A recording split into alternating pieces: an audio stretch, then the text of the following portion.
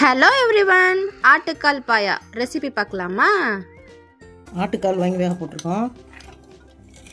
வெந்துருச்சான்னு பார்ப்போம். வெந்திருக்கு. நல்லா வெந்துருச்சு.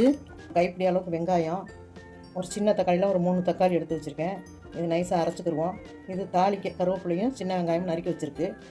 தக்காளியை உள்ளே போட்டுக்கிறோம். ஜாரில் வெங்காயத்தையும் உள்ளே போட்டுக்கிறேன்.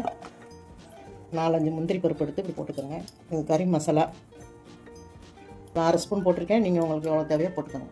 நல்லா நைஸாக அரைச்சிட்டு வந்து காட்டுறேன். மசாலா அரைச்சிட்டு வந்தாச்சு. இது 1/2 முடி தேங்காய் எடுத்திருக்கேன். அப்படியே போய் அரைச்சிட்டு வந்து பால் எடுத்துக்கிறோம். தேங்காய் நல்லா அரைச்சி பால் எடுத்துக்கிட்டோம். வேக வச்சு ஆட்டுக்காலை இதை பெருசில் ஊற்றிக்கிறோம். நல்லா கொதிக்கட்டும். இதோட ஃபுல் ரெசிபி வீடியோ லாங் வீடியோவில் அப்லோட் பண்ணியிருக்கோம், மறக்காமல் செக் பண்ணி பாருங்கள். அப்படியே அடுப்பில் சமைக்கும்போது கொஞ்சம் அன்போடு சமைச்சு பாருங்கள். வேணான்னு சொல்கிறவங்க கூட விரும்பி விரும்பி சாப்பிடுவாங்க. கரெக்டா?